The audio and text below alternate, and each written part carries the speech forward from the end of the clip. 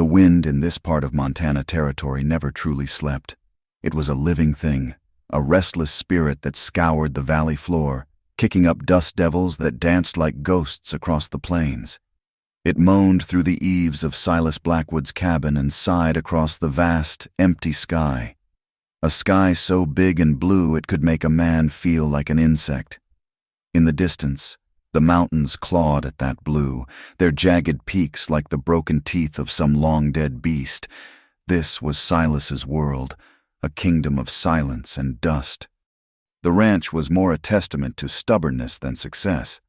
The small cabin, built of sturdy pine logs chinked with mud and moss, hunkered down against the wind as if expecting a blow. The barn, its wood weathered to the color of old bone, listed slightly to the east. The fences that marked the edges of his land were a constant battle, wires snapping in the cold, posts heaving from the frozen ground.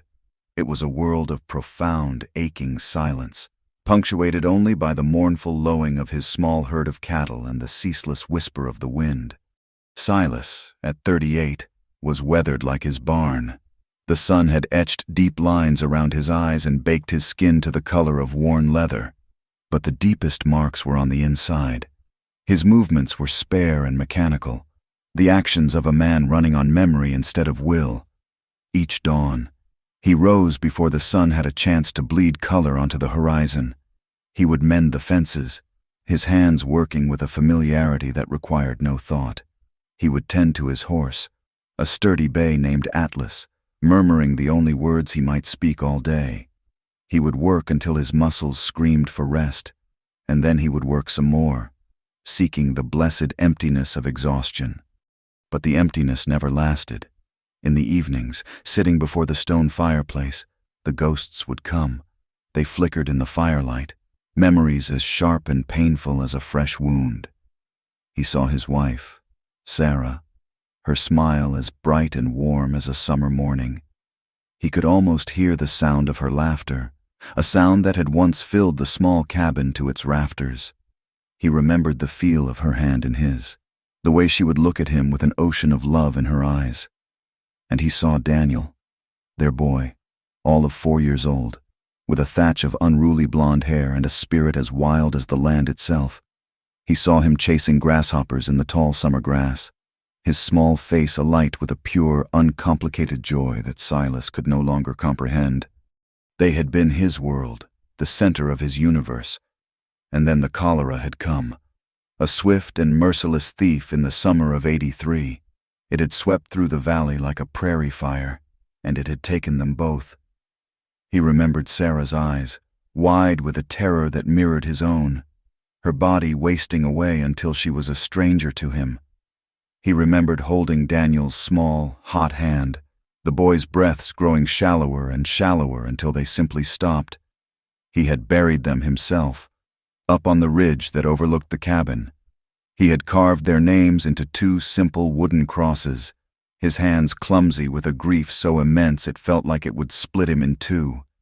Every day, just before dusk, he made the pilgrimage. He would stand before the 2 small mounds of earth, a solitary figure against the bleeding sky. He didn't pray. The words had dried up in him 3 years ago. He just stood there, a silent sentinel, letting the silence and the sorrow wash over him. His grief was his only companion now, a constant, heavy presence that sat on his chest and stole the air from his lungs. It had built a wall around his heart, stone by stone, until he was a recluse in his own life, a man who barely spoke, a man haunted by the silence they had left behind. The last of the flour was gone, and the sack of coffee beans was perilously light. Silas knew he could put it off no longer.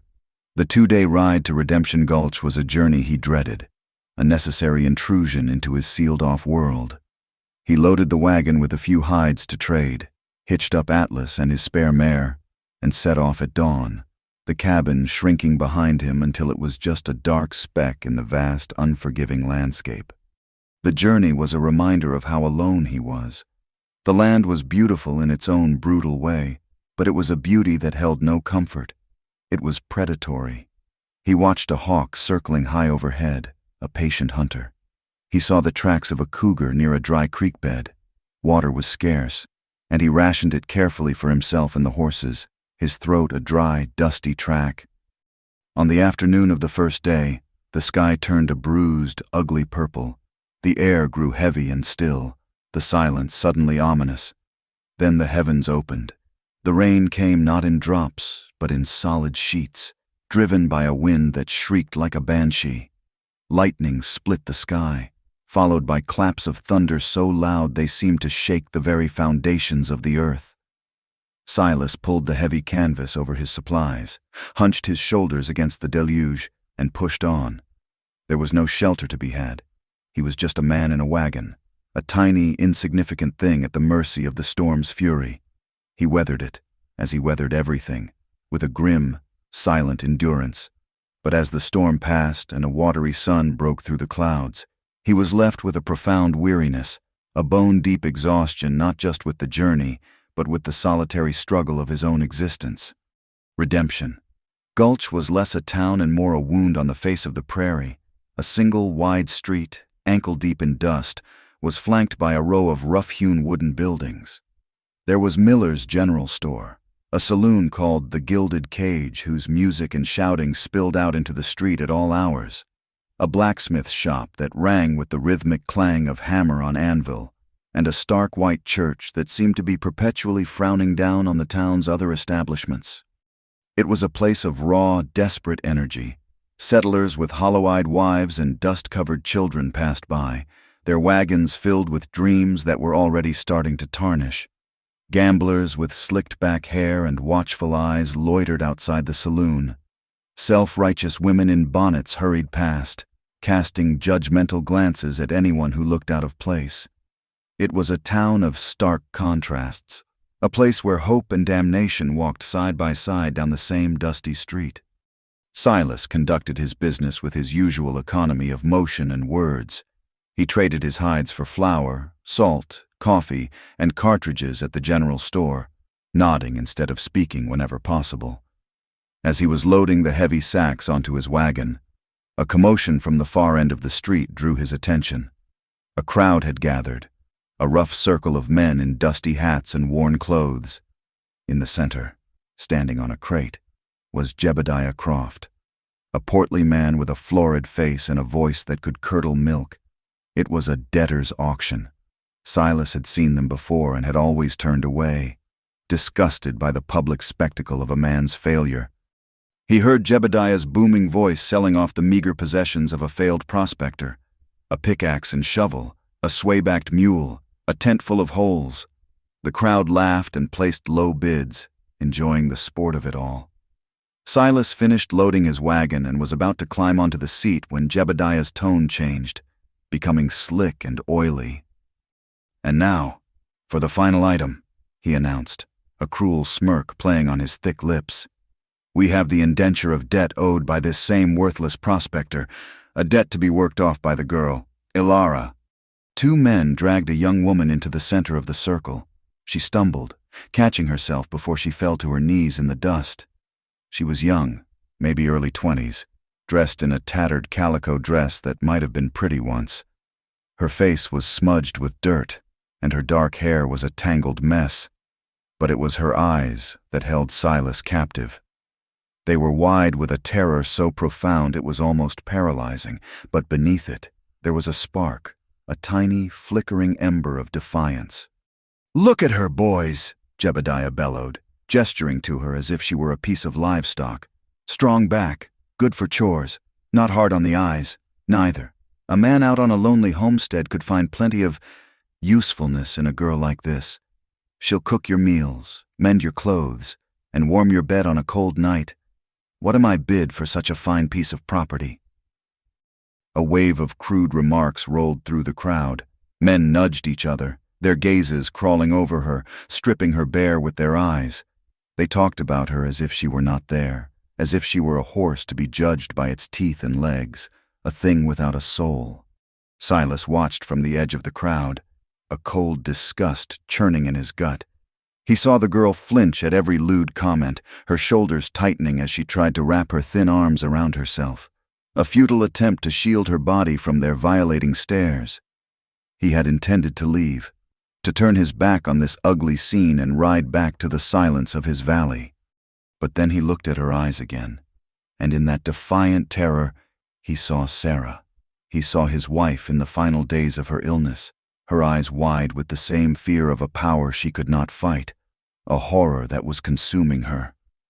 The memory hit him with the force of a physical blow, knocking the air from his lungs, the wall around his heart, so carefully constructed over 3 years, cracked.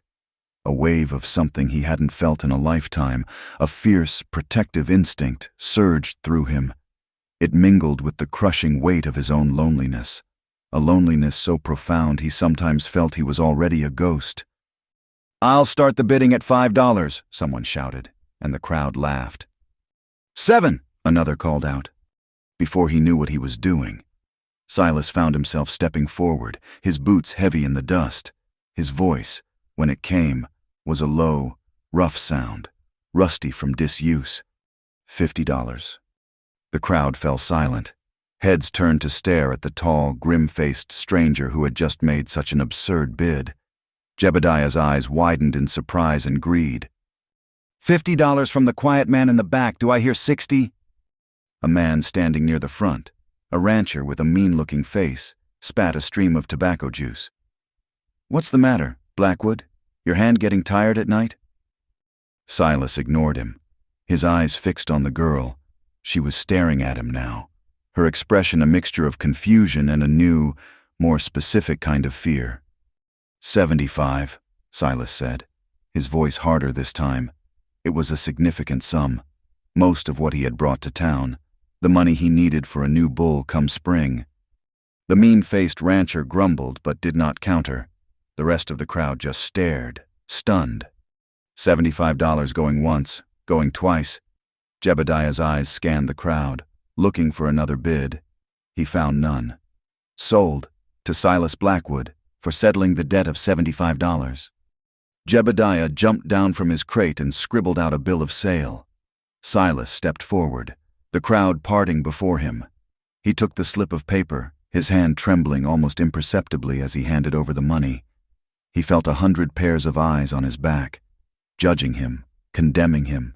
He felt like a man walking in a dream, just as shocked by his own actions as everyone else. He turned and walked towards the girl, Elara. She flinched as he approached, her body tensing as if she expected him to grab her, to drag her away like a sack of flour. He stopped a few feet in front of her. He was an imposing figure, tall, broad-shouldered, his face a grim mask that gave nothing away. He opened his mouth to say something, but no words came. What was he supposed to say? What in God's name had he just done? The silence stretched, thick and heavy with the weight of the transaction that had just taken place. Elara stared up at him, her gaze traveling over his rough spun shirt, his calloused hands, his unreadable face. He was the man who had just purchased her. In her world. That meant only one thing. The spark of defiance in her eyes was doused by a wave of bitter resignation. She straightened her shoulders, a pathetic, heartbreaking gesture of control in a situation where she had none.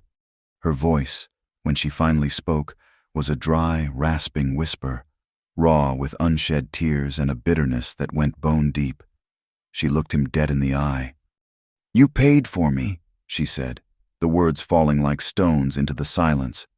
"Now take what you want." Her words hit Silas harder than any fist. He saw the utter surrender in her posture, the deep, soul-crushing despair in her eyes. She was naming the horror she expected, trying to seize one last sliver of agency by meeting it head-on. The protector in him recoiled, while the lonely man was profoundly shamed. A storm of conflicting emotions, pity, anger, regret, crashed inside him. He couldn't find the words to tell her she was wrong. He couldn't find any words at all. All that came out was a curt, guttural command. "Get in the wagon." His voice was harsher than he intended, a crude tool for a delicate task, and he saw her flinch again as if he had struck her. She obeyed silently, climbing onto the hard wooden seat of the wagon, her back ramrod straight. her hands clenched into tight fists in her lap. Silas untied the horses, his movements stiff and angry, and climbed up beside her. He snapped the reins, and the wagon lurched forward, leaving the stunned crowd and the dusty street of Redemption Gulch behind them. The journey back to the ranch was made in an almost complete, suffocating silence. Elara sat rigidly beside him, her gaze fixed on the horizon, her entire body braced for an assault that never came. Every bump and rut in the road seemed to jolt through her. She did not look at him once. Silas was lost in a tempest of his own thoughts. Her words echoed in his head, over and over. "You paid for me, now take what you want." He had acted on an impulse, a ghost of a memory, and now the consequences were sitting beside him, real and breathing and terrified. He hadn't bought a woman. He had bought a mirror, one that reflected his own brokenness, his own desperate loneliness. He had bought a world of trouble he had no idea how to navigate. The vast, empty landscape they traveled through seemed to mock him, a perfect reflection of the state of their souls, intimidating, desolate, and stretching on forever. They arrived at the ranch well after dark.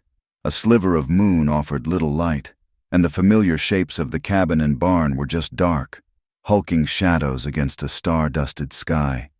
The world was quiet, save for the chirping of crickets and the ever-present sigh of the wind.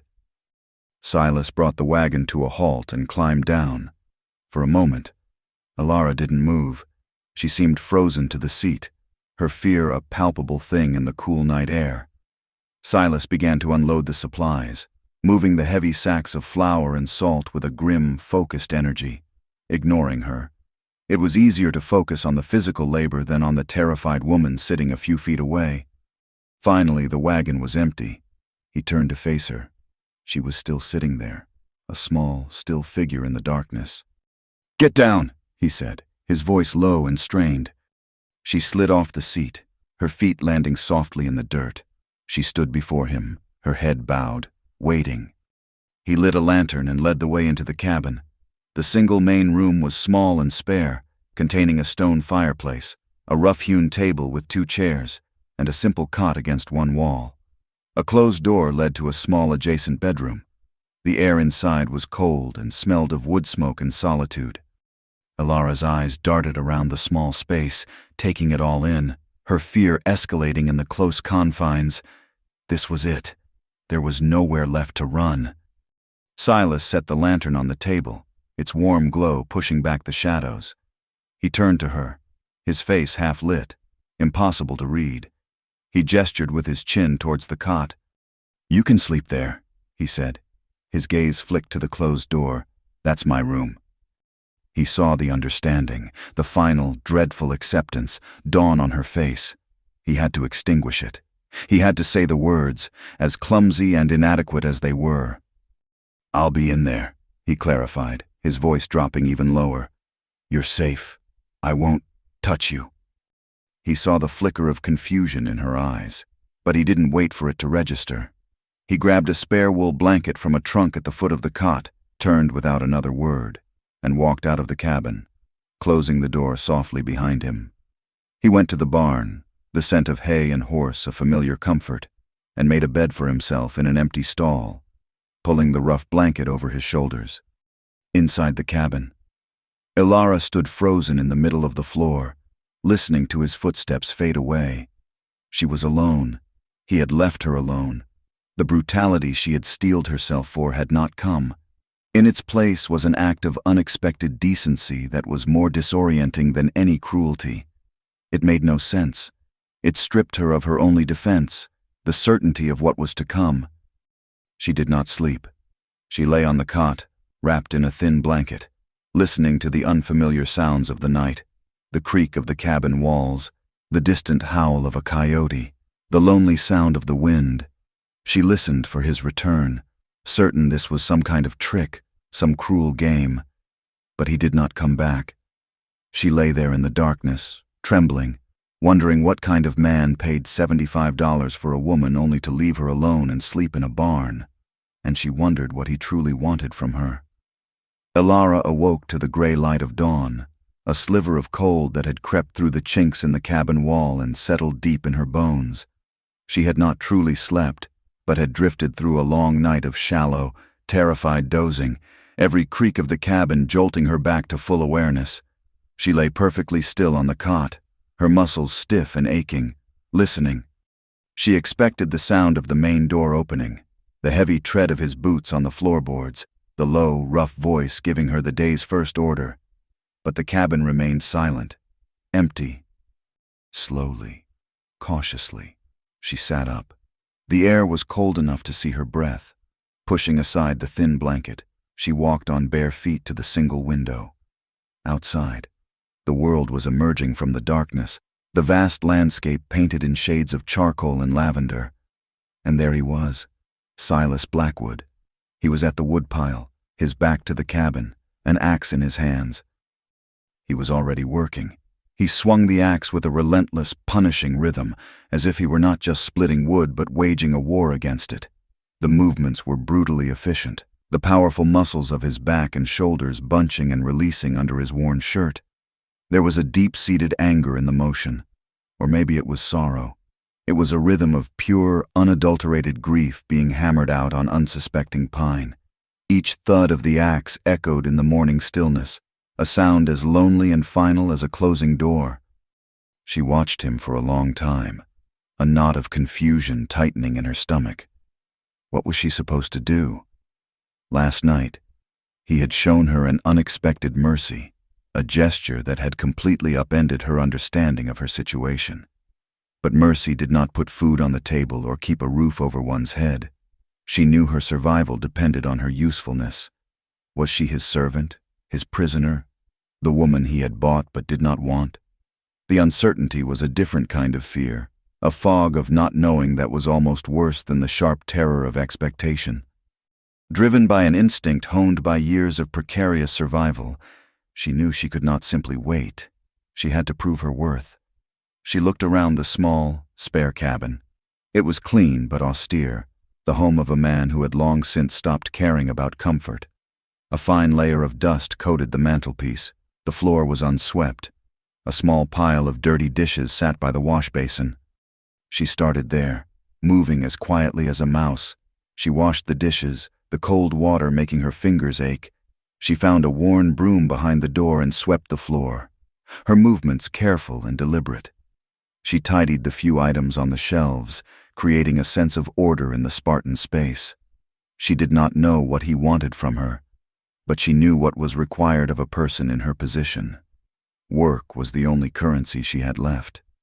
Her actions were a silent, desperate plea. I can be useful. Do not cast me out. The first few weeks passed in a silence so profound it was almost a physical presence. It filled the small cabin, sat between them at the table, and followed them through the long days of labor. Their communication was a pantomime, a silent language of work and gesture. Each day, Silas would rise before her, his work on the ranch already begun by the time she was awake. After he had eaten his own meal of jerky and hardtack, he would leave a portion for her on the table before heading back out. He never looked at her as he did it, and he never spoke. It was a transaction, not an offering. Ilara, in turn, began to expand her domain. She found the meager supplies he had bought in town and took over the cooking. The meals were simple, stew made from salted meat and wild onions, flatbread cooked in a skillet over the fire, but they were warm and nourishing. One morning, he came in from the cold to the smell of fresh coffee and found a hot plate of food waiting for him. He stopped in the doorway, his expression unreadable, then sat down and ate without a word. But the next day, he left a slab of bacon on the cutting board before he went out. He discovered her other skills by accident. He came in one afternoon with a long tear in the sleeve of his shirt from a piece of barbed wire. He threw the garment over a chair, intending to use it for rags. The next morning, he found it folded neatly on the same chair, the tear stitched with a line of small, even stitches that were nearly invisible. He stared at the mended fabric, his thumb tracing the seam. He had not seen sewing that neat, that careful, since Sarah died. He wore the shirt that day. Ilara proved to be a tireless worker. She found the small, neglected chicken coop and began tending to the handful of hens, gathering their eggs each morning. She took over the small vegetable garden near the cabin, a patch of earth that was struggling against the dry, unforgiving soil. She weeded and watered it with a fierce determination, coaxing new life from the stubborn ground. She performed every chore she could find without ever being asked. Her work was a shield against the past and a desperate bargain for the future, a constant, silent effort to prove that her value was more than the $75 he had paid. Their separate griefs lived alongside them in the small cabin, two ghosts that never spoke but were always present. Every evening at dusk, Ilara would watch from the window as Silas made his solitary walk up to the ridge. She saw him stand before the two wooden crosses, a tall, lonely figure silhouetted against the vast, painted sky. She didn't know who was buried there, but she saw the way his shoulders slumped, the way his head bowed, and she began to understand that the emptiness in the cabin was not just his, but that it came from a deep, hollowed-out place inside him. She began to see the source of the sorrow he hammered into the woodpile each morning. Her own past haunted her nights. She was plagued by nightmares, terrifying visions that dragged her back to the darkest corners of her life. She would wake with a gasp, her heart pounding against her ribs, the echoes of men's laughter and the feeling of rough hands still clinging to her. She would stifle her screams in the thin blanket, terrified of making a sound, of drawing his attention. But sometimes, a muffled cry would escape. In the barn, Silas would be pulled from a shallow sleep by the sound. He would get up, his heart aching with a useless sympathy, and walk to the cabin door. He would stand outside in the cold moonlight, listening to the soft sounds of her distress. He wanted to go in, to offer some kind of comfort, to tell her she was safe, but he felt he had no right. He was the man who had bought her. His presence would be a threat, not a comfort. So he would stand there, his fists clenched in helpless frustration, until the sounds subsided and an uneasy silence returned. He saw the deep, invisible bruises on her soul in the way she moved through the day, the way she would flinch if he came up behind her too quickly, the way her eyes would dart to the door as if always expecting a monster to walk through it. The harshness of the land itself became a third character in their silent drama, an adversary that cared for neither his grief nor her fear. It demanded their constant attention, and in their shared fight against it, the first cracks in the wall of silence began to form. One afternoon, the sky turned a sickly yellow-brown. The wind picked up, howling like a hungry wolf, and a great wall of dust rolled in from the plains. It blotted out the sun, plunging the world into a choking, gritty twilight. Silas shouted a single word to her, "Inside!" and they worked together frantically, herding the chickens into the coop, securing the latches on the barn, fighting against a wind that tore at their clothes and filled their lungs with dirt. They spent the rest of the day inside the small cabin, the world outside a raging brown blur. They did not speak, but for the first time, they were not just two strangers in a room, but two people weathering the same storm. Later in the summer, the heat was a physical weight, baking the earth into a cracked, barren plate. The creek dwindled to a muddy trickle, and the well began to run low. It was back-breaking work, digging it deeper. He would go down into the dark, narrow hole, filling bucket after bucket with rock and dry earth, and she would stand at the top, hauling them up with the rope, her small frame straining with the effort. They worked for days under the merciless sun, united by the simple, desperate need for water. The most significant truce was brokered one night in the barn, in the dim, flickering light of a lantern. One of his cows was having a difficult birth. The calf was stuck. Silas worked with the laboring animal, his arms slick with sweat and blood, his face a mask of grim concentration. He was losing the fight. The mother was growing weak, her cries becoming more desperate. He was on the verge of losing them both. He didn't know how long she had been standing there in the shadows of the barn doorway. He just knew that one moment he was alone, and the next, she was beside him. Without a word, she knelt in the hay, her face pale but her eyes steady. She had seen this before, somewhere in her troubled past. "Let me try," she whispered, her voice barely audible. Her hands, he realized, were much smaller than his. She spoke softly to the distressed animal, her voice a low, calming murmur. She worked with a deft, steady confidence, her small hands able to do what his larger, clumsier ones could not. They worked together through the long hours of the night, a silent, focused team. Finally, with a great shuddering groan from the mother, the calf came free. It was alive, a wet, trembling miracle in the hay. They were both exhausted, covered in sweat and dirt and the filth of the birth. The cow began to lick her newborn clean, in the quiet aftermath. Silas looked at Alara. Her face was smudged with dirt, her hair falling from its pins, but her eyes shone with a quiet triumph in the lantern light. He could not find the words to thank her. Instead, he gave her a single, curt nod. It was a gesture of profound, unspoken gratitude, and in its simplicity, it was more meaningful than 1,000 words could ever have been. One sweltering afternoon, Silas was riding the fence line on the far side of his property when he saw the buzzards circling. A cold dread washed over him as he spurred Atlas into a gallop. He found one of his steers dead, its leg caught and broken in a rock slide. He spent the next few hours in the grueling, grim task of dealing with the carcass, his heart heavy with the loss. He returned to the ranch late in the day, weary and grim. He saw her immediately. She had collapsed near the garden, a fallen basket of weeds beside her, a pale, still form in the harsh sunlight. Panic, an emotion he had not felt with such intensity in 3 years, seized him by the throat. It was sharp and cold and terrifying. He leaped from his horse and ran to her side.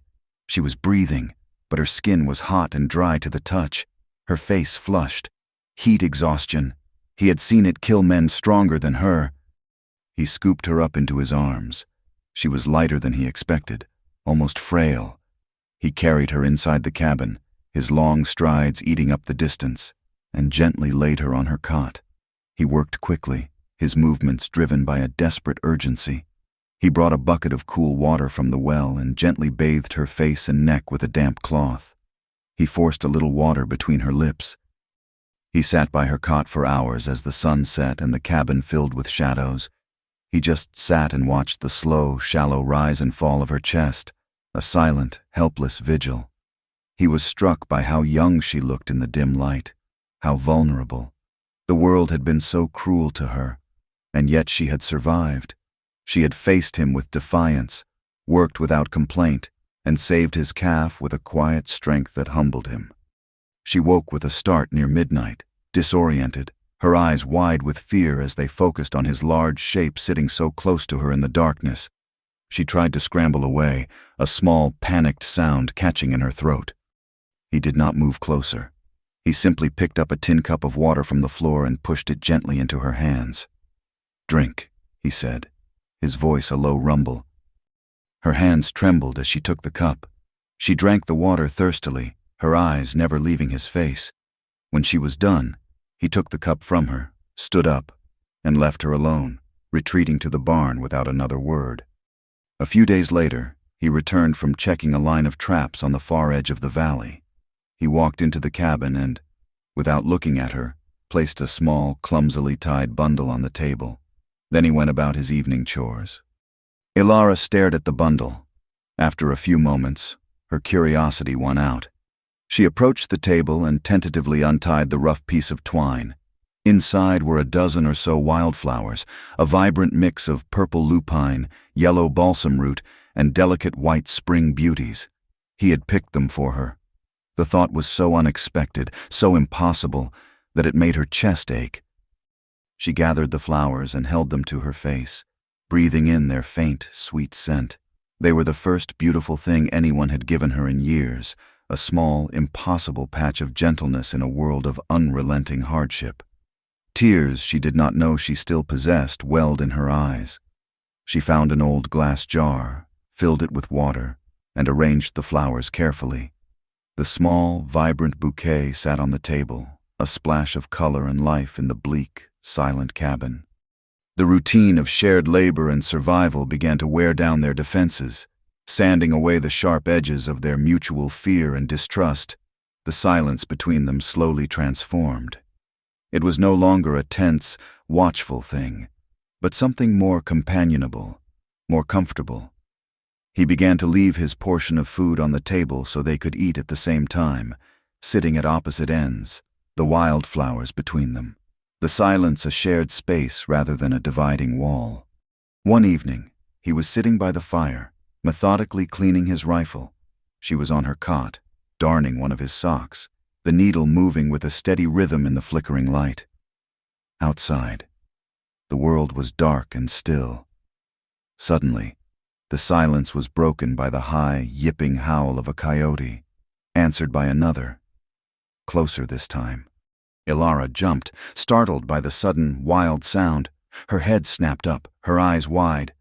Silas did not look up from his work. "They won't come near the cabin," he said, his voice rough from disuse. It was the first full sentence he had ever spoken to her that was not an order or a single, clipped word. It was a statement of reassurance. It was a conversation. She stared at him, surprised by the simple, declarative sound of his voice in the quiet room. She could only manage a small nod in reply, but it was a breakthrough.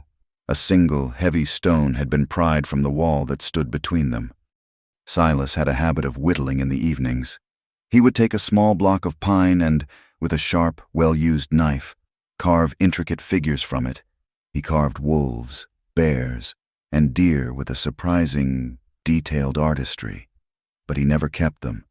When a carving was finished, he would study it for a moment, his face impassive, and then toss it into the fire, watching as the flames consumed his creation.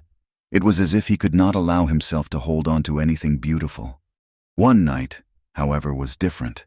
He was carving a horse. It was not just any horse, it was a wild thing, its head thrown back, its mane seeming to fly in an invisible wind, its legs poised for flight. It was a carving not just of an animal, but of a spirit, proud and untamed and free.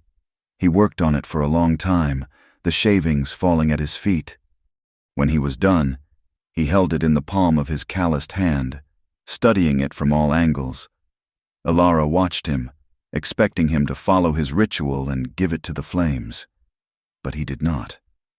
After a long moment, he stood up and placed the small wooden horse on the mantelpiece, its defiant silhouette stark against the stone. Then he went to the barn for the night. After he was gone, Ilara went to the fireplace. She reached up and took the carving. The wood was smooth and warm in her hand. She traced the delicate lines of the mane, the powerful curve of the neck. In the small figure, she saw not just a horse, but a longing for freedom, an appreciation for a wild and stubborn beauty that she thought had been extinguished from the world, and certainly from within herself.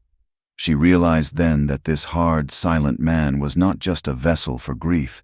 He was a man who could still see beauty, even if he did not know how to express it, even if he thought he had no right to hold on to it. Living in such close quarters, a powerful undercurrent of physical awareness began to grow between them, unspoken and unacknowledged. It was there in the small, accidental moments of their day. The way his hand would brush hers as they both reached for the water bucket. The way she would have to pass by him in the narrow space between the table and the hearth. He became aware of her in ways that unsettled him. He noticed the graceful, efficient way she moved as she worked in the garden, the curve of her neck when she bent to pull a weed. He saw the way the morning light would catch the dark strands of her hair. It was an awareness that felt like a betrayal to the ghost of his wife, a stirring of life in a part of his heart he had long considered dead and buried. She, in turn, was constantly aware of him. She was aware of his size and strength, a strength he had never used against her. She was aware of the scent of leather and sweat and wood smoke that clung to him, a scent that was becoming the scent of her new life. This growing desire was a source of both profound fear and a confusing, nascent hope. For Ilara, Physical desire had only ever been a weapon used against her, a thing of violence and shame. The idea that it could be anything else was terrifying and foreign. For Silas, desire was a ghost that belonged to Sarah, and to feel it for another was to profane her memory. Yet, it existed between them, a fragile truce complicated by a force as powerful and undeniable as the Montana wind sweeping across the endless plains. The aspen leaves had turned a brilliant, trembling gold, a stark and beautiful contrast to the deep green of the pines on the mountainsides. Autumn was settling into the valley, bringing with it a sharp chill in the mornings and a clear, brittle quality to the air. The changing season was a quiet clock, ticking down the days until winter would lock them in its icy grip. Their small garden had given its last, and the shelves in the cabin were growing bare. The salt for curing the meat Silas had hunted was nearly gone, and the flour sack was dangerously light. The trip to Redemption Gulch was no longer a choice, it was a necessity. The prospect settled over the small cabin like a shroud, a heavy, unspoken dread that soured the air between them.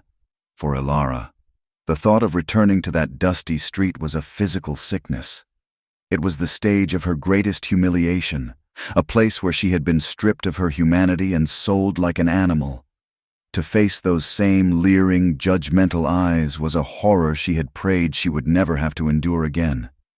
For Silas, the dread was different, but no less potent. In the isolation of the ranch, they had built a fragile, unspoken peace. They had become a world of two, governed by their own silent rules. To go to town was to expose that world to the cruel scrutiny of others, to have their arrangement picked apart and sullied by gossip and contempt. He felt a fierce, proprietary urge to protect what they had built, and an equal measure of shame for the transaction that had started it all. The morning they were to leave, the tension was thick enough to taste. He hitched the horses to the wagon in a tense silence, his movements clipped and efficient. Ilara emerged from the cabin wearing a worn shawl pulled tight around her shoulders, her face pale and her eyes shadowed. When the wagon was ready, he turned to her. It was a high step up to the seat, and without thinking, he put his hands up to help her. His calloused fingers brushed against hers as he steadied her arm. The contact was brief, a fleeting warmth, but it sent a jolt through them both, as sharp and surprising as a spark from a flint. It was the first time his hand had touched hers since the night he had tended to her in her fevered state. The first touch not born of necessity, but of simple, human courtesy. They both pulled back quickly, as if burned. He turned away, busying himself with a final check of the harnesses, his neck burning. She scrambled onto the seat, her heart hammering against her ribs, her fingers tingling from the brief, electric touch. They rode out of the valley without a word, the silence between them now charged with a new and unsettling energy. Their arrival in Redemption Gulch was met with the hostility they had both feared.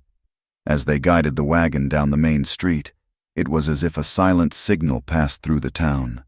Conversations on the boardwalk ceased. Men loitering outside the saloon turned to stare, their expressions a mixture of open contempt and a malicious, hungry curiosity. As Ilara and Silas dismounted and began to walk toward the general store, a woman herding her two small children across the street saw them, gasped, and physically pulled her son away from Ilara's path as though she carried a contagious disease. The boy stared back, his eyes wide with a confusion that mirrored Ilara's own deep, aching shame. The final, most public condemnation came from the church. Reverend Miller, a man whose piety was far outstripped by his self-righteousness, was standing on the steps. He watched them approach, his face a thunderous mask of judgment. As they drew level with him, he pointed a condemning finger, his voice ringing out for all to hear. "Behold the man who forsakes the memory of his good wife to live in sin with a purchased harlot," he boomed, his words a public branding. "The Lord sees your wickedness, Silas Blackwood." Each word was a lash. Silas's jaw tightened until the muscle jumped, and his right hand balled into a hard, white-knuckled fist at his side.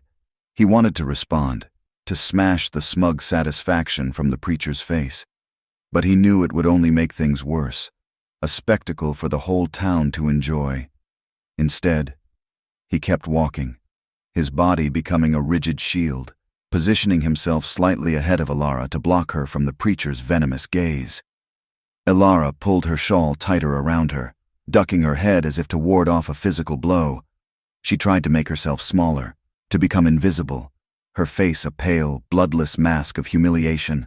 She could feel the eyes of the entire town on her, dissecting her, judging her, and she had never felt so naked or so alone. The interior of Miller's General Store offered no reprieve. The air was thick with the smells of coffee, leather, and dried apples, but the atmosphere was just as poisonous as it had been on the street. The store owner, a timid man named Henderson, gave them a nervous glance and immediately busied himself arranging tins on a shelf, clearly wanting no part of them. It was then that they encountered Bartholomew Thorne. The man owned most of the valley, from the rich grazing lands in the east to the water rights of the very creek that ran through Silas's property. He was a large, imposing man in a tailored coat and polished boots that seemed absurdly out of place in the dusty store. He oozed an arrogance that came from a lifetime of absolute power and entitlement. He was in the middle of berating Henderson about a shipment of cigars, treating the smaller man with a casual disdain that was more insulting than outright anger. Thorne's eyes fell upon them, and a slow, predatory smile spread across his face. He dismissed Henderson with a wave of his hand and sauntered over to them, his spurs jingling softly on the floorboards. He stopped in front of Silas, but his appraising gaze was fixed on Ilara, raking over her as if she were a prize mare he was considering for his stables. "Well, well, Blackwood," Thorne said, his voice a low, mocking drawl. "I heard you made quite the impression on your last visit to town. I must congratulate you on your purchase." He let the word hang in the air, thick with insinuation. He looked Ilara up and down one more time. "I'll give you double what you paid for her. A woman like that is wasted on a dirt scratcher like you. Living in that hovel of yours. She belongs somewhere she can be properly appreciated." That was the breaking point. For months, Silas had been bottling his grief, his frustration, his loneliness. He had endured the whispers and the stares. But this public, arrogant attempt to claim Ilara, to speak of her as nothing more than a piece of property to be bartered for, ignited a fuse deep inside him. All his pent-up rage and a fierce, protective anger he did not know he possessed erupted in a silent, deadly wave. He moved so quickly Thorne had no time to react. He stepped directly in front of Ilara, blocking her from Thorne's view, and got so close to the bigger man that their chests were almost touching. The air in the store crackled with sudden, violent tension. Onlookers froze, their hands halfway to sacks of beans and bolts of cloth. "She is not for sale," Silas said. His voice was not loud, but it was dangerously quiet, a low, guttural sound that cut through the silence of the store. It held the promise of absolute violence. He looked Thorne directly in the eye, his own gaze as hard and cold as riverstone. "And if you ever speak to her, or about her again, I'll see you in the ground." The threat was so raw, so direct, it hung in the air like the smell of ozone after a lightning strike. The store was utterly silent. Thorne, a man who was unused to being challenged by anyone, let alone a homesteader he considered little more than dirt, was visibly taken aback. A flicker of surprise, and perhaps even fear, crossed his face, but it was quickly replaced by a sneer. "You'll regret that, Blackwood," Thorne hissed, his arrogance returning. "You'll regret ever crossing me." Silas did not reply. He held Thorne's gaze for another long second, then turned his back on him in a gesture of ultimate dismissal. He strode to the counter, grabbed the sacks of flour and salt he needed, and threw a handful of coins down. "Keep it," he growled at the terrified store owner. He grabbed Ilara's arm, gently, but with an urgency that left no room for argument, and ushered her out of the store, away from the venom and the hate. Ilara was stunned. She had been bought, sold, and bartered for most of her adult life. Men had fought over her, but always as an object, a prize. No one, ever, had defended her honor. No one had ever stood up and declared, in front of the world, that she was not for sale. In that single, public act of defiance, Silas had severed them both from the town's judgment. He had drawn a line in the dust, placing them on one side and the rest of the world on the other. He hadn't just protected her. He had claimed her as someone to be protected, binding them together as a unit against all comers. They left Redemption Gulch under a sky the color of a fresh bruise. The storm that had been threatening all day was gathering its strength, the clouds roiling in a dark, angry mass. The wind began to howl, a mournful sound that seemed to carry all the malice of the town with it. Before they had gone 5 miles, the storm broke. The fury of it was terrifying. The temperature plummeted, and the rain came down in cold, driving sheets that quickly turned to sleet. The pellets of ice stung their exposed skin and rattled against the wagon's canvas. The path, little more than 2 ruts in the dirt, dissolved into a treacherous river of slick, sucking mud. The horses strained against their harnesses, their footing unsure. Silas knew they would never make it back to the ranch. They were exposed, in the open, and the storm was only getting worse. He peered through the gray, blinding sheets of rain, searching for a landmark. He knew this part of the country. He knew there was a small, abandoned line shack not far from here, used by ranchers in the spring and autumn roundups. It was their only hope. With a curse, he pulled hard on the reins, guiding the terrified horses off the path and toward the faint outline of a bluff where he hoped the shack would be. They found it just as dusk was turning into a premature, stormy night. It was a tiny, dilapidated structure, barely more than a single room built of rough logs, half tucked into the side of a rocky outcrop. It was a desperate, but welcome, shelter. They abandoned the wagon, unhitching the shivering horses and leading them to the meager shelter of the bluff's overhang. Inside, the line shack was dark and cold. It smelled of damp earth and old ashes. There was a broken-down cot in one corner and a dilapidated stone fireplace against the far wall.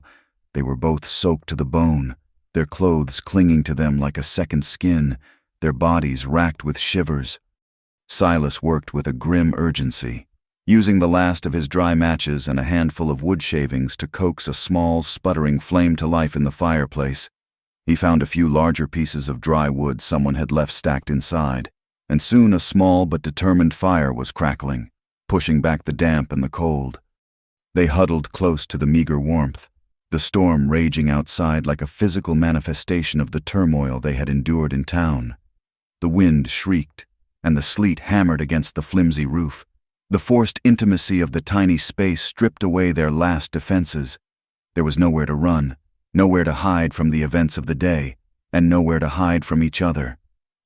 In the flickering firelight, he saw her shivering, not just from the cold, but from the lingering shock and shame. Her face, illuminated by the flames, was etched with a pain that he felt he had personally inflicted upon her. The words finally came, clumsy and inadequate, but necessary. "I'm sorry," he said, his voice a low rasp. She looked up, her eyes wide and luminous in the firelight. For what they said. For all of it. She stared at him, and for the first time since he had known her, her defenses crumbled completely. Tears welled in her eyes, silent and slow, tracing clean paths through the grime on her cheeks. She did not try to hide them. After a long moment, she spoke, her voice barely a whisper. "The graves," she said, "on the ridge. Who are they?" The question was a key, unlocking a door inside him that had been sealed for 3 years. He hesitated, the old habit of silence fighting against a sudden, overwhelming need to tell her, to make her understand. He took a deep, shuddering breath. "My wife," he began, the words tasting like rust in his mouth. "Sarah, and our son, Daniel." Hesitantly, painfully, he told her everything. He spoke of Sarah, his childhood sweetheart, a woman with a laugh like wind chimes and a spirit as bright as the sun. He described their life, the simple, profound joy of building a home and a family in the vast wilderness. He spoke of Daniel, their little boy, of his endless questions and his boundless energy. Then his voice grew thick, breaking as he recounted the horror of the cholera epidemic. He described the helplessness of watching them fade away, of being unable to do anything as the fever consumed them. "I was the one who survived," he finished, his voice raw with a crushing, irrational guilt. "I should have been with them. I don't know." The silent, stoic cowboy finally revealed the broken heart within, the raw, gaping wound that had refused to heal. Hearing his story, seeing his raw, unguarded vulnerability, gave Alara a courage she did not know she possessed. His pain made a space for her own. When he fell silent, staring into the flames, she began to speak, her voice a low, trembling counterpoint to the howling wind outside. She told him of her life back east, of being an orphan raised in a loveless institution, of her desperate hunger for a family, for a place to belong. She told him of meeting a charming man who promised her all of that and more, a new life of adventure and prosperity out west. He had painted a beautiful picture, and she, young and naive, had believed every word. He had brought her as far as St. Louis, and then to settle his gambling debts. He had sold her. She spoke of the shame and the horror of the life that followed, the nights of terror that still haunted her dreams. She did not go into detail, but the agony was there in her voice, in the tremor of her hands. She spoke of how she finally escaped, only to wander into the debt of the failed prospector, another man who saw her only as a commodity, a piece of property to be traded when his luck ran out. It was a story of constant betrayal, of a spirit that had been brutalized but had somehow, miraculously, refused to break completely. As their stories hung in the air between them, illuminated by the flickering firelight, something profound shifted in the small, storm-battered shack. They were no longer Silas Blackwood, the grieving cowboy, and Alara, the woman he had bought at auction. They were just Silas and Alara, two people defined by the deep, ragged scars on their souls. He looked at her then, truly seeing her for the very first time. He saw past the victim, past the fear and the shame. He saw a survivor. He saw a woman of incredible, astonishing strength, a woman who had endured the very worst of the world and was still sitting here, still breathing, still meeting his gaze. He reached out, his movements slow, hesitant. His large, calloused hand came up and gently touched her cheek, his thumb brushing away a tear that slid down her cold skin. It was the first time he had ever touched her with intentional, unambiguous tenderness. She did not flinch. She did not pull away. Instead, she leaned into his touch, a small, involuntary movement, and her eyes fluttered closed. The unspoken desire that had been a confusing, simmering undercurrent between them for months now merged with this profound, gut-wrenching emotional connection. It was no longer a thing to be feared, but a place of shelter. He leaned in and kissed her.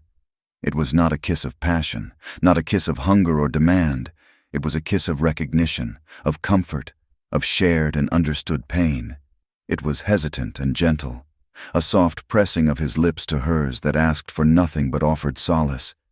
It was a silent vow, a sealing of a bond that had been forged in a transaction, tested by prejudice, and now consecrated in tragedy and understanding. The storm raged on outside, but inside the small shack, a quiet peace had fallen. They eventually fell asleep, huddled together on the floor before the dying fire, sharing a single blanket for warmth. They were not master and servant, not buyer and bought. They were just two lost souls who had finally found shelter in each other. They returned to the valley the following day under a sky that had been scrubbed clean by the storm. The air was crisp and cool, and the world seemed to hold its breath, washed new and gleaming in the morning sun. The journey was as silent as their first one had been, but the quality of the silence had changed entirely. Before, it had been a tense, brittle thing, thick with fear and uncertainty. Now, it was a deep, comfortable quiet, the kind that exists only between two people who have no need for words to understand one another. It was a silence filled not with emptiness, but with the shared memory of the storm they had weathered, both outside and within the tiny line shack. Their relationship, born from the shame of a transaction and forged in the fury of a tempest, now began to truly blossom in the quiet sanctuary of the ranch.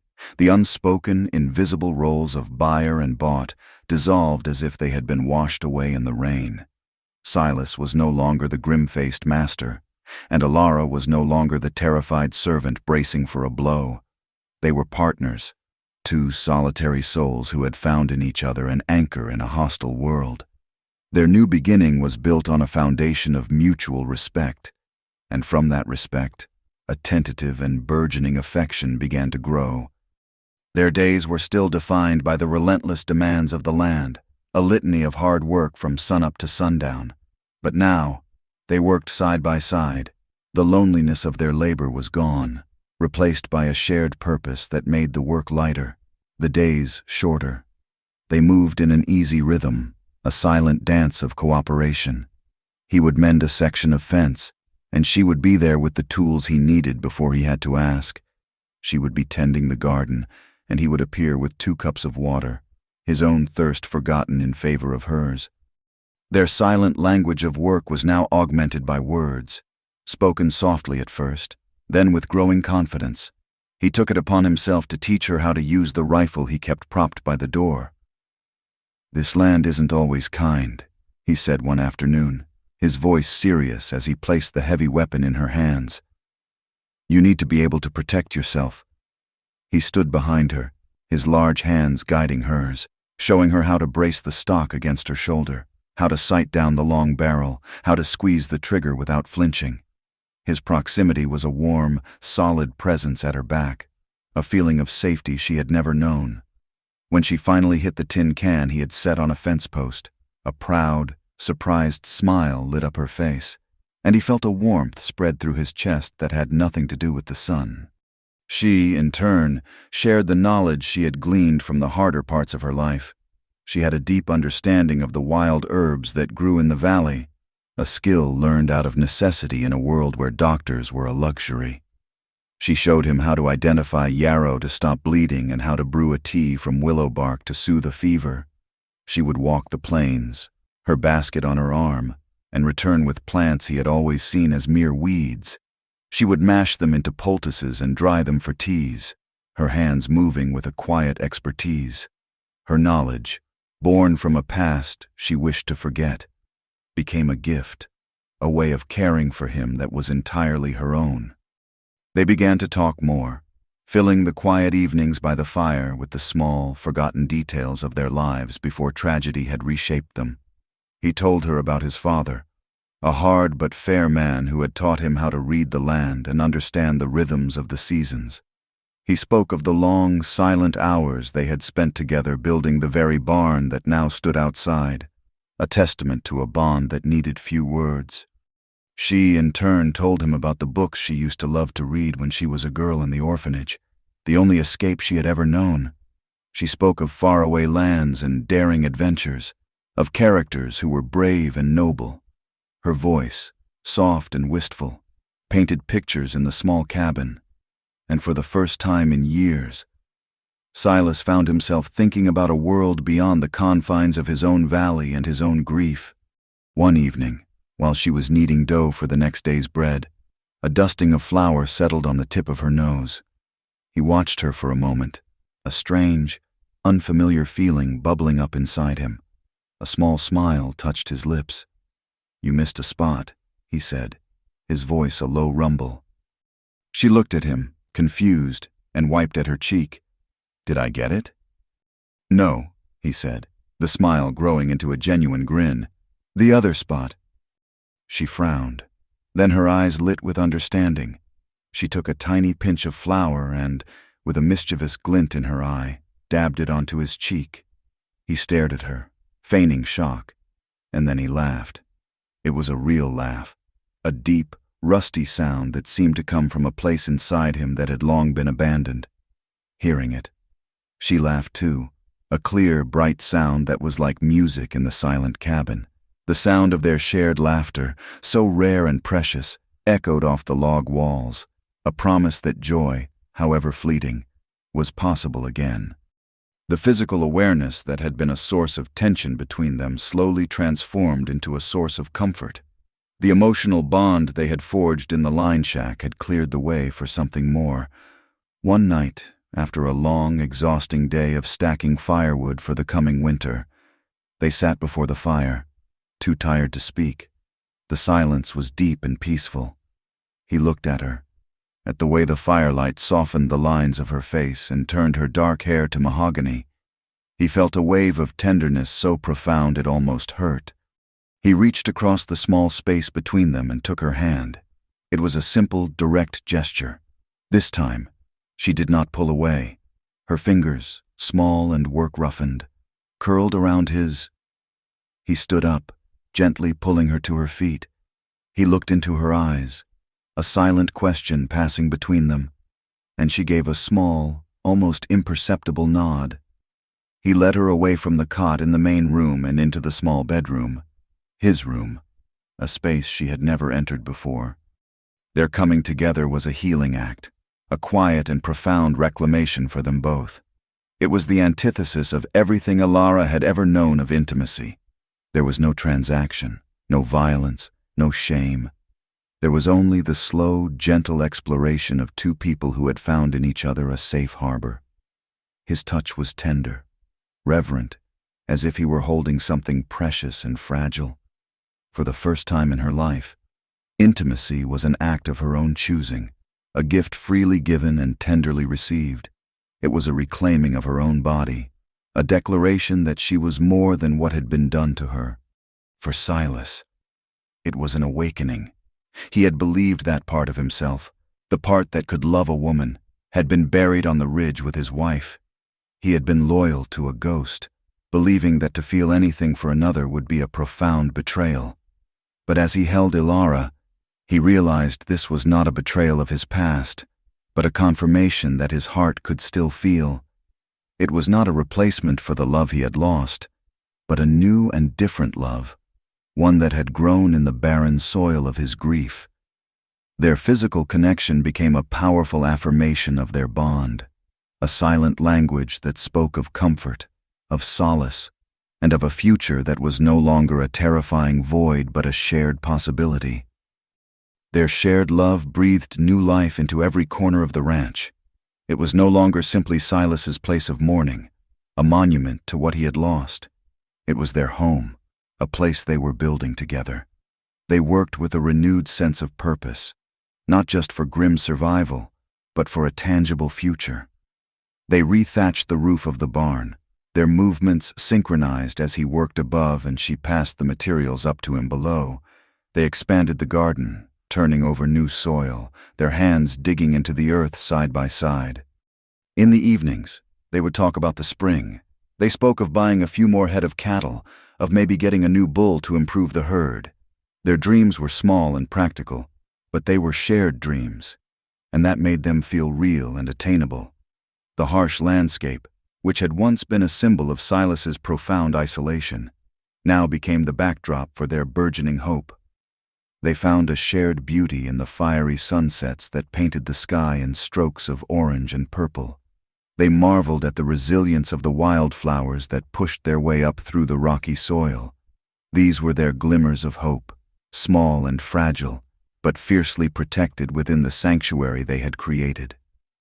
But their fragile peace was not destined to last. In his opulent ranch house on the other side of the valley, Bartholomew Thorne had not forgotten the public humiliation he had suffered at the hands of a dirt scratcher. Thorne was a man who believed in his own absolute power, a man who saw the land and everything on it as his personal property. Silas's defiance and his continued possession of a woman Thorne had decided he wanted was an intolerable affront. Thorne's campaign of retaliation began subtly, a series of misfortunes that could almost be dismissed as bad luck. One morning, Silas found a long section of his northern fence cut, the wires snipped clean through. A few of his cattle had wandered off, and it took him 2 days of hard riding to find them. A week later, another 2 went missing and were never found. A cold knot of suspicion began to tighten in Silas's gut. Then came the attack on their most vital resource, the stream that ran through his property, their primary source of water for themselves, the garden, and the animals, began to shrink. Within a few days, the steady flow was reduced to a pathetic, muddy trickle. Silas rowed upstream, his heart pounding with a grim certainty. Just beyond the edge of his property line, on Thorn's land, he found it. A fresh, crudely built dam of rock and earth, choking the life out of the creek. Thorn used his influence in Redemption Gulch to complete their isolation. He was a powerful man, and the townspeople, either out of fear or a desire to curry favor, eagerly fell in line. Vicious rumors began to circulate. Poison whispered over store counters and saloon bars. Ilara was painted as a wicked seductress, a woman of low morals who had used her wiles to ensnare a grieving, vulnerable man and steal his ranch. The story was easier for the townsfolk to believe than the complicated truth. The next time Silas was forced to ride to town for a sack of grain, the store owner, Henderson, would not meet his eye. "Sorry, Silas," he mumbled, wringing his hands. "Just sold the last of it." Silas knew it was a lie. He could see the full sacks stacked against the back wall. The town, already steeped in its own prejudice, had eagerly sided with Thorn. The few people who might have once felt a sliver of sympathy for the grieving widower now turned their backs on him. Silas and Ilara were completely ostracized, their small ranch now an island in a vast sea of hostility. Silas knew he could not let the dam stand. He had to confront Thorn directly. He rode to Thorn's ranch, a sprawling, impressive spread with a large, two-story house, painted white, that looked like a palace compared to his own humble cabin. The sheer scale of Thorn's wealth and power was intimidating. Thorn met him on the wide porch, flanked by two of his hired guns, men with cold eyes and hands that never strayed far from their pistols. Thorn was smiling, a cool, confident expression that made Silas's blood run cold. "Blackwood," Thorn said, his voice dripping with false cordiality. "To what do I owe the pleasure?" "You know why I'm here, Thorn," Silas said, keeping his voice steady. "The dam. You're stealing my water." Thorn feigned a look of surprise. "A dam? On my property? I'll have to look into that. Water's a tricky thing this time of year. Creeks run dry." He coolly denied everything, his eyes mocking Silas. Then, his expression hardened, and his voice dropped, taking on a chilling, menacing edge. He gestured vaguely in the direction of Silas's ranch. "A pretty thing like that girl of yours needs protection," Thorn said with his chilling smile. "This is a hard country. Lots of accidents out here. Fences get cut, cattle get lost, fires start, things happen." The threat was no longer veiled. It was a direct, personal promise of violence, and it was aimed squarely at Ilara, a cold dread, far worse than anything he had felt before, washed over Silas. He knew, with a sudden and terrifying clarity, that this was no longer about a water dispute or a bruised ego. This was a battle for their very existence, and Thorn would not stop until he had destroyed everything Silas had, and had taken the one person who had made him want to live again. He returned home as darkness fell, the weight of Thorn's threat heavy on his shoulders. The external pressure, which was designed to break them apart, instead forced Silas and Ilara closer together. Fear became a constant, unwelcome guest in their cabin, but they refused to let it break them. Their love, forged in shared pain and tempered by hardship, became their sanctuary, their only defense against the encroaching darkness. They found solace and strength in each other's arms.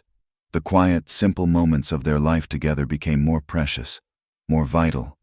Sharing a cup of coffee as the sun rose, the simple act of watching the stars emerge in the vast, silent sky from their porch, holding each other through the long, dark nights as the wind howled outside.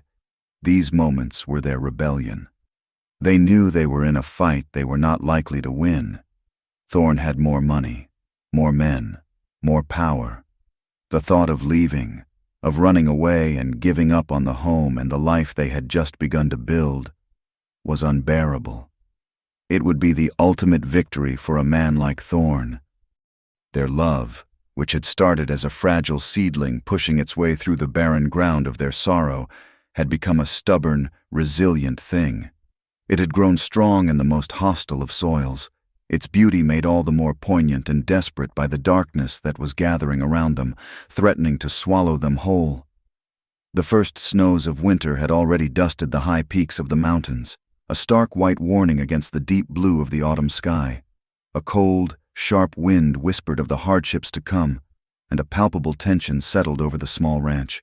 They worked with a quiet, desperate urgency, reinforcing the cabin and stockpiling wood, but a sense of dread, heavy and suffocating, hung in the air. Bartholomew Thorne had been quiet for weeks, a silence that was far more menacing than any open threat. The silence was broken one dawn. Silas rose to a world of cold gray mist and the unsettling quiet of a missing sound, the lowing of his cattle. A knot of ice formed in his stomach. He pulled on his boots and walked out into the yard. He found it not 50 feet from the cabin door, the carcass of his best steer, a fine Hereford bull he had been counting on for the spring. Its throat had been cut with a brutal efficiency. It was not the work of a predator. It was a message. The act was designed not just to wound him financially, but to terrorize them. It was a clear and vicious demonstration of Thorne's reach, a statement that he could come and go as he pleased, that their small, isolated world was not a sanctuary, but a cage. And he held the key. A simmering, helpless rage boiled up in Silas, so potent it made him tremble. He was a man of action, a man who solved his problems with the strength of his own 2 hands, and he was being rendered utterly powerless. When Alara saw it, a different kind of cold gripped her, a chilling, familiar fear that was an old and unwelcome acquaintance. She had seen this before in her life. She recognized the cruel, deliberate pattern of a predator tightening his grip, of a bully escalating his torment. This was the prelude to the final, ultimate act of violence. This was not a warning, it was a promise. "He's not going to stop, is he?" she whispered, her arms wrapped tightly around herself, not against the cold, but against the terror. Silas could only stare at the dead animal, his jaw a hard, unforgiving line, the answer a grim certainty that needed no words. A few days later, Thorne made his most devastating move. The sun had just slipped behind the jagged mountains, bleeding the last of its color from the sky. A deceptive peace had settled over the valley. Silas was in the barn, forking hay for the horses, and Alara was inside the cabin, starting their evening meal. The first explosion was a deafening roar that shook the very ground, a sound so violent and unnatural it seemed to tear a hole in the fabric of the world. It was followed by another, closer this time, near the pasture. Silas burst from the barn just in time to see his small herd of cattle, their eyes wild with terror, transformed into a stampeding, mindless force of panic. They crashed through the fences he had so carefully mended as if they were made of twigs. The terrified animals scattered in every direction, some thundering blindly across the valley, others driven in their madness towards the treacherous cliffs at the valley's edge. Instinct took over. Silas ran for his horse, Atlas, vaulting into the saddle without a second thought. He had to turn them, had to try and regain some semblance of control before he lost everything. He spurred the horse into the heart of the chaos, his shouts lost in the thunder of hooves and the panicked bellows of the cattle. He managed to turn a few of the lead animals, but the herd was a raging river of fear. As he tried to head off another steer, his horse, Atlas, already on edge, was spooked by a late lingering shadow. The horse reared violently, its powerful body twisting in the air. Silas, caught off guard, was thrown.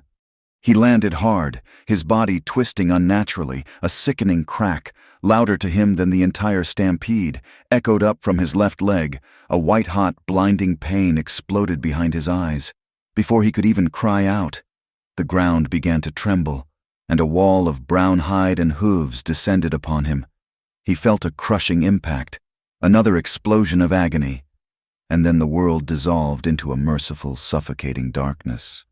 Alara, her ears still ringing from the explosions, ran from the cabin. She saw the shattered fences, the scattered, disappearing herd. And then she saw Atlas, riderless and trembling, his eyes wide with fear. A scream caught in her throat. She scanned the dusky, trampled earth, her heart seizing with a terror that was absolute. And then she saw him, a dark, crumpled shape lying motionless in the dirt. She ran to him, falling to her knees at his side. "Silas!" she cried, her hands hovering over him, afraid to touch him. He was unconscious, a bloody gash on his forehead, his face pale as death in the fading light. His left leg was twisted at a grotesque, impossible angle. With a strength born of pure desperation, she managed to get her arms under his shoulders and drag him, inch by painful inch, back towards the cabin. His body was a dead weight, an almost impossible burden, but she did not stop. She gritted her teeth, her muscles screaming in protest, and pulled him across the yard and over the threshold of their home. She laid him on his bed, her movements frantic. He was burning with fever, his skin hot to the touch. She knew, with a dreadful certainty, that his leg was broken, shattered. She had seen injuries like this before. Without a doctor to set the bone, infection would set in. He would either lose the leg, or he would lose his life. She stood for a moment, paralyzed by the enormity of her choice. To get a doctor meant riding to Redemption Gulch.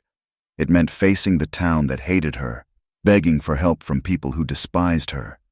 The thought of it, of facing that venom and contempt alone, was a terrifying prospect. But then she looked down at Silas, at the man who had defended her, the man who had shown her a kindness she had forgotten existed, and the choice was no longer a choice at all. Overcoming the terror that threatened to swallow her whole, she ran outside. She caught the reins of the one remaining horse, a young mare, and threw Silas's saddle onto its back.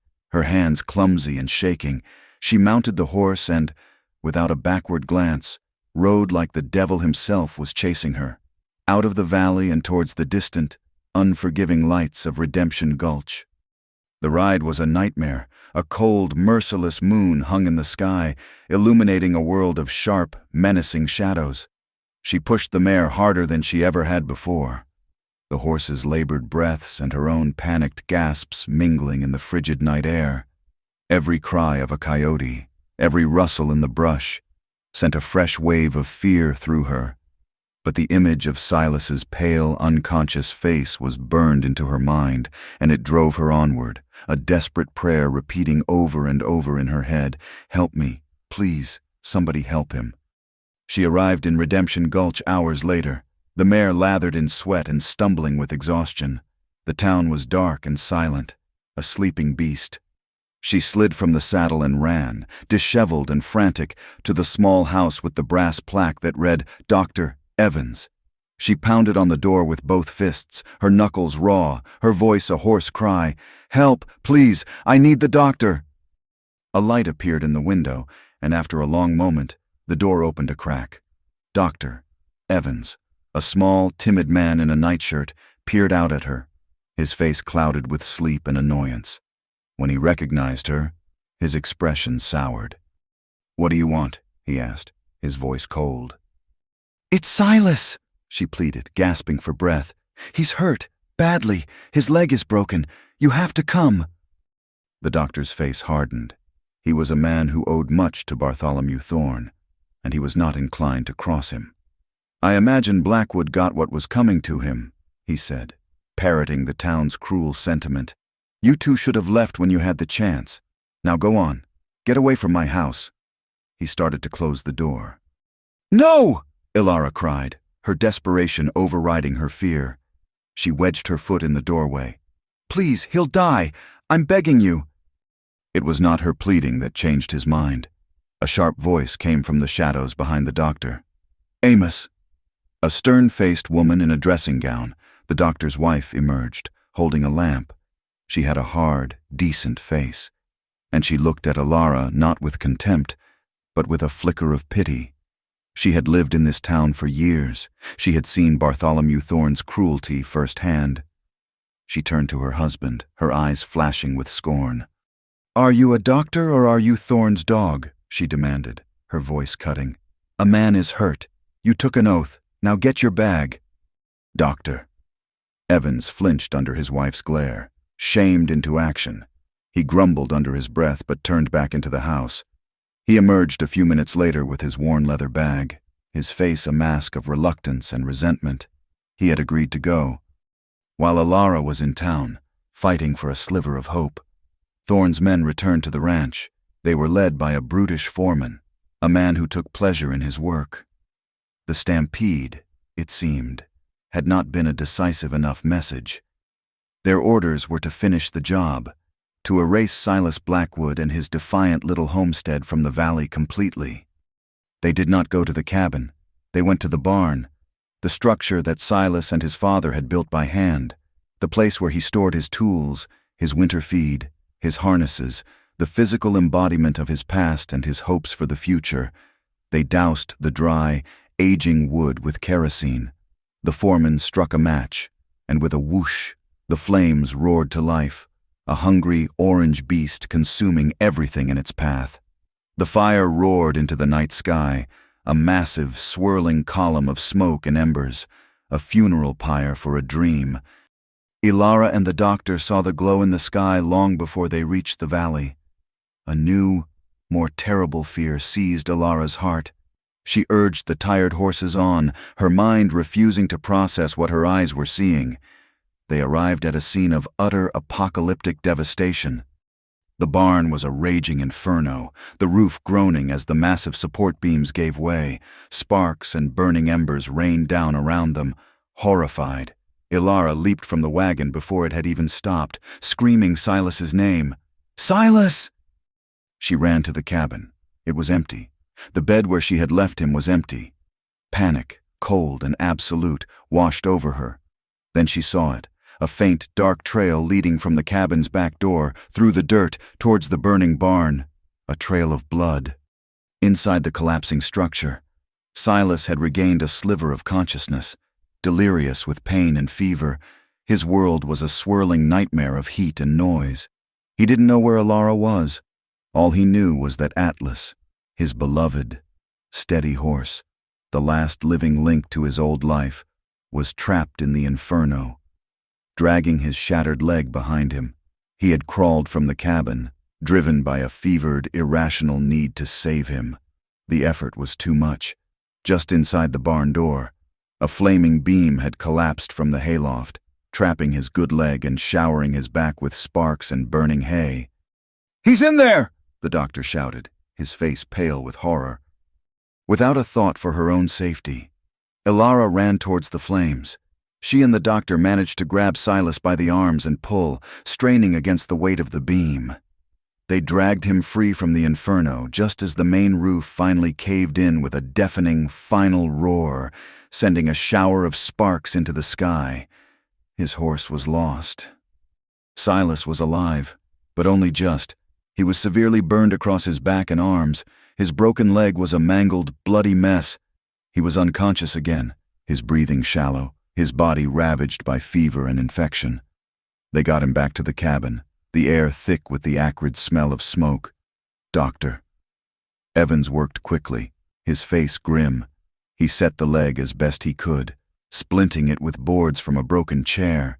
He cleaned and bandaged the burns, but his work was that of a man going through the motions, not of a man expecting a miracle.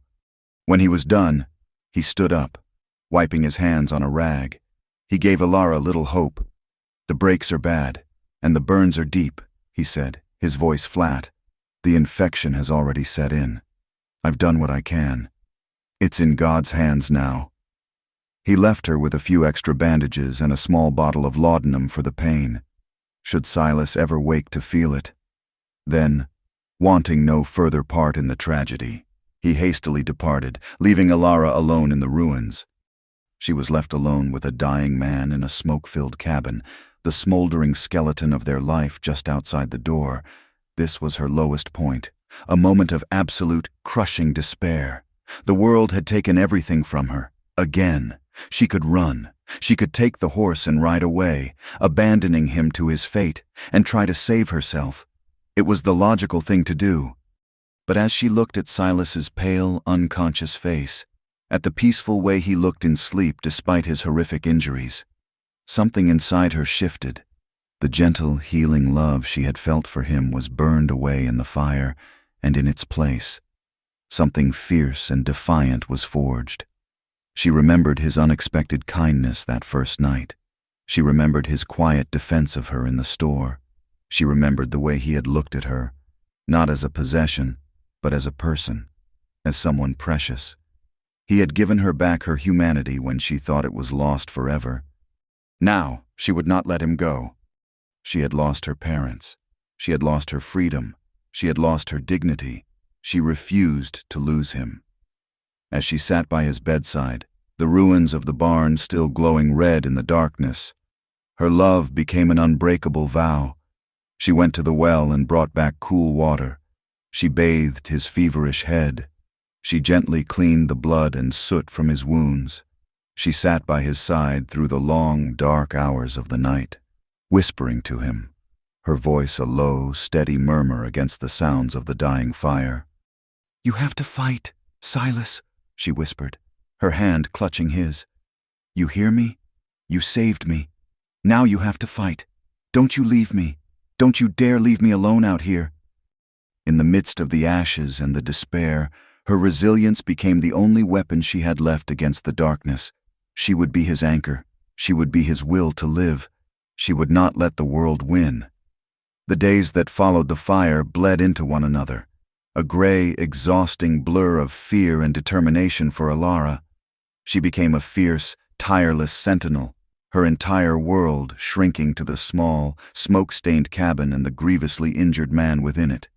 She nursed Silas with a ferocious tenacity, her own needs for sleep and food reduced to a distant, secondary concern. She would doze in brief, fitful snatches in the hard-backed chair by his bed, jerking awake at his every pained murmur, her hand immediately going to his forehead to check his fever. Her knowledge of the valley's hidden pharmacy became his lifeline. She created soothing poultices of crushed comfrey leaves for his burns and brewed a bitter, potent tea from willow bark to fight the fever that raged through him. When their meager food supplies ran low, she took the rifle he had taught her to use, her hands steady despite the tremor of fear in her heart, and hunted for rabbits and grouse in the woods. She was determined to keep their strength up, to keep them both alive through sheer, unrelenting force of will. Outside the cabin window, the smoldering, blackened ruins of the barn stood as a constant, grim monument to all they had lost. It was a skeleton of their future, a daily reminder of Bartholomew Thorne's hatred. But Alara refused to look at it. She consciously kept her back to the window, focusing all of her energy, all of her hope, on the man lying in the bed. Silas drifted on a dark, turbulent sea of fever and pain. He was tormented by dreams, his unconscious mind throwing up ghosts from his past. He would cry out in his sleep, his voice thick and delirious, calling out for Sarah, for Daniel, his words a jumble of love and unbearable grief. In those moments, Ilara's heart would ache with a profound sympathy for the life he had lost. But sometimes, in the deepest hours of the night, he would call for her. "Ilara," he would whisper, the name a desperate, drowning plea, and she would be there, her cool hand on his brow, her voice a low, steady anchor in his storm. "I'm here, Silas," she would murmur back.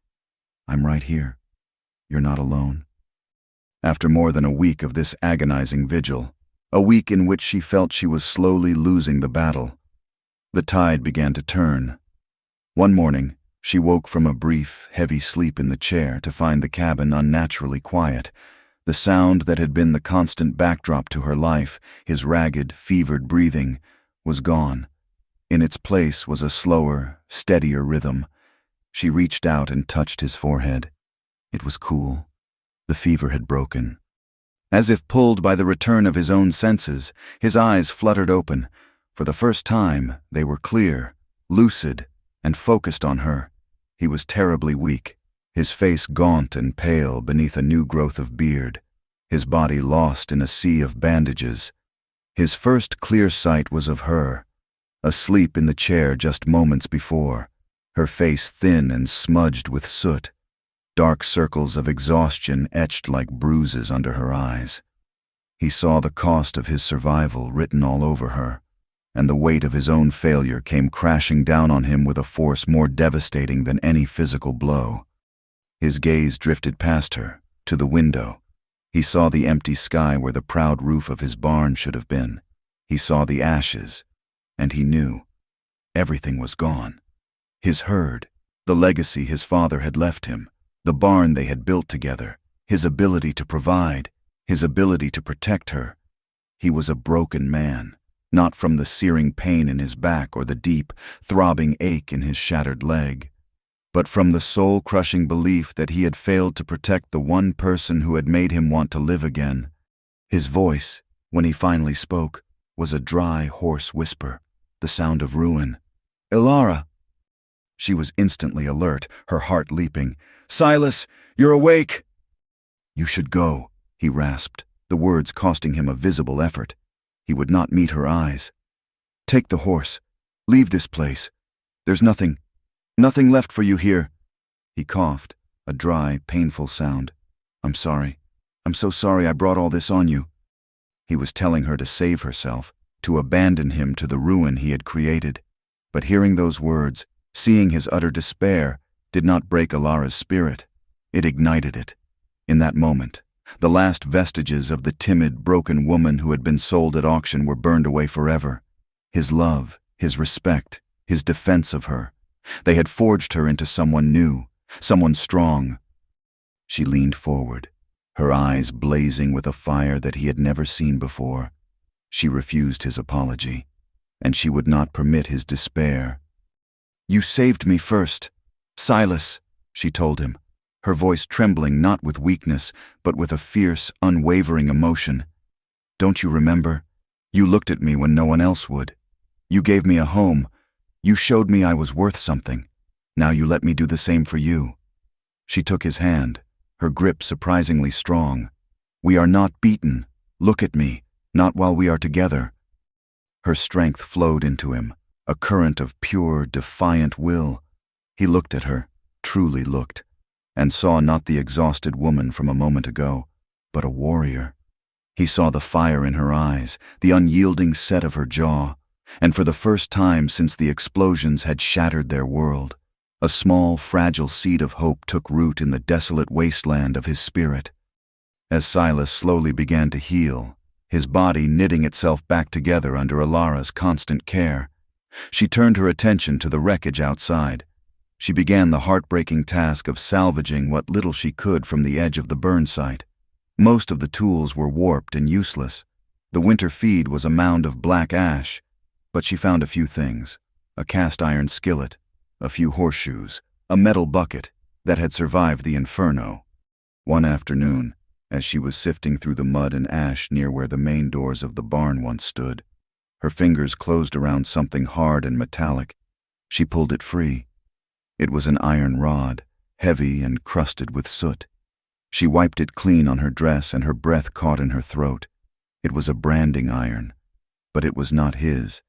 At the end was a unique, custom-made design, a large, ornate letter B intertwined with a smaller T, the insignia of the Thorn Ranch. One of the men, in their haste and arrogance, had dropped it. She held it in her hands, its weight a solid, undeniable thing. It was concrete proof. It was the truth forged in iron. They finally had a weapon, something more powerful than their own sheer will to survive. That night, she showed it to Silas. He sat propped up in bed, his face grim as he turned the branding iron over in his hands. For the first time, the helplessness in his eyes was replaced by a hard, dangerous glint. They discussed what to do, their voices low and serious in the quiet cabin. The logical, sensible choice was clear. They should take the branding iron as their only leverage, saddle their one remaining horse, and leave the valley forever. They could try to start over somewhere else, somewhere Thorn's shadow did not reach. But the idea of running, of letting Thorn win so completely, stuck in their throats like a shard of glass, it would be an injustice not just to them, but to the memory of his parents, to the memory of what they had begun to build together in this harsh, beautiful land. It would be to concede that a man like Thorn could burn and steal and destroy and face no consequences. "He thinks we're beaten," Ilara said, her voice quiet but firm. "He thinks we'll just disappear. I won't let him be right." Her resolute courage settled the matter. They would not run. They would demand justice. It took weeks for Silas to be strong enough to even stand. His leg was healing, but it was a slow, painful process. Ilara fashioned a crude crutch for him out of a sturdy tree branch. The day finally came when he could put weight on it, his face pale and beaded with sweat, but his eyes filled with a grim determination. That morning, they made their choice. They rode double on the young mare, a slow, deliberate procession into Redemption Gulch.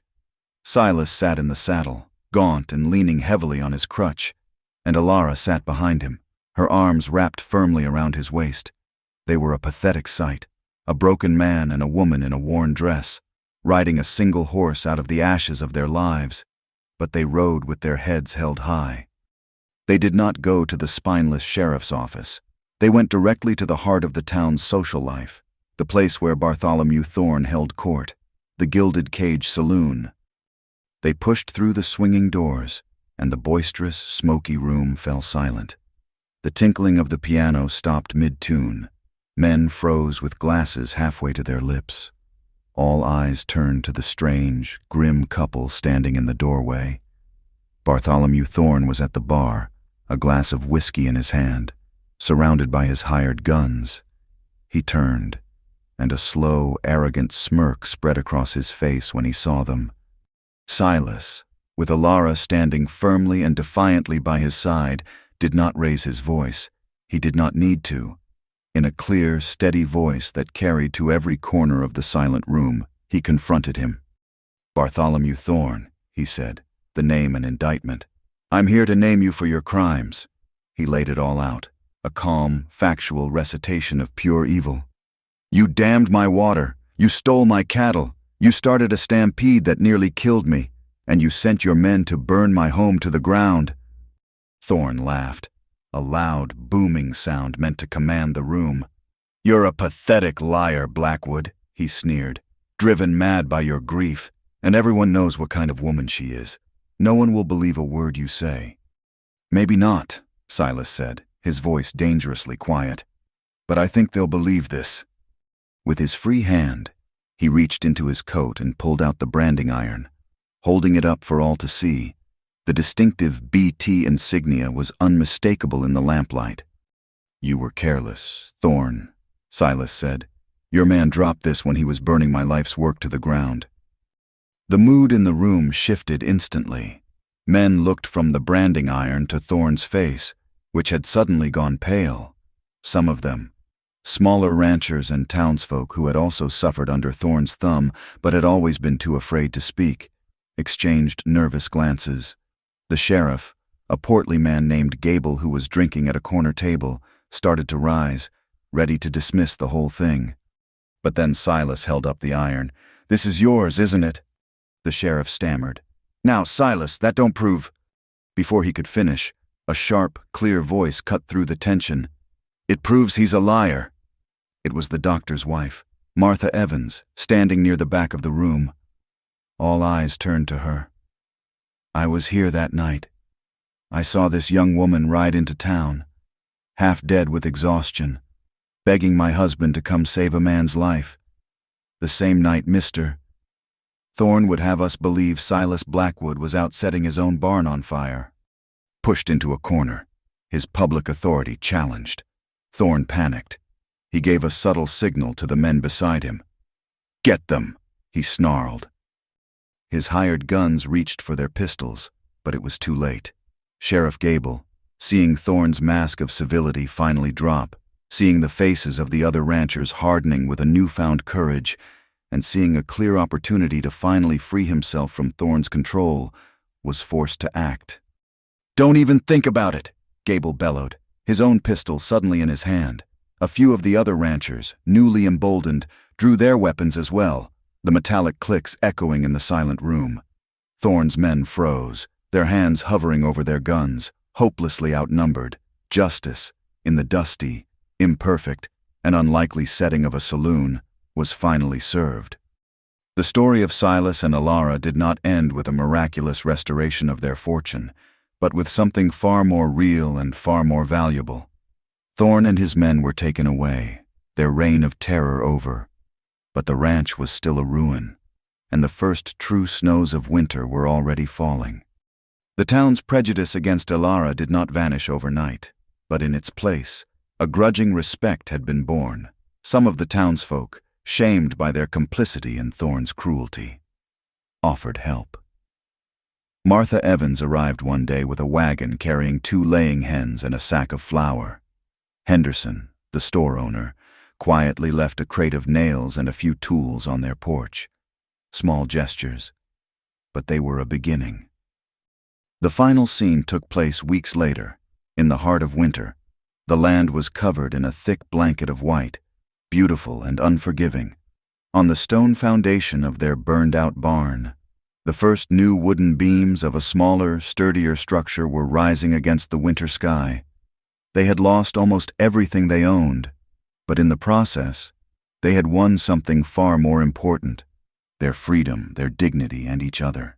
And Silas, leaning on a finely sanded crutch now, stood beside Alara, watching the weak winter sun rise over the jagged mountains. The light spilled across the harsh but beautiful land.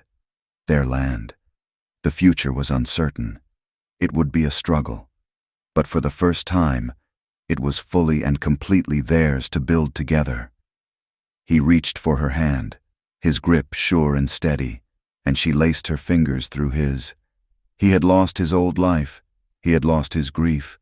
He had lost his solitude forever on the day he met her, and in the ashes of that loss, they had both, finally, found themselves. Thank you so much for listening to our story. Please comment where you are listening from so we can all connect. Subscribe to the From Wild West channel and share your thoughts with us in English.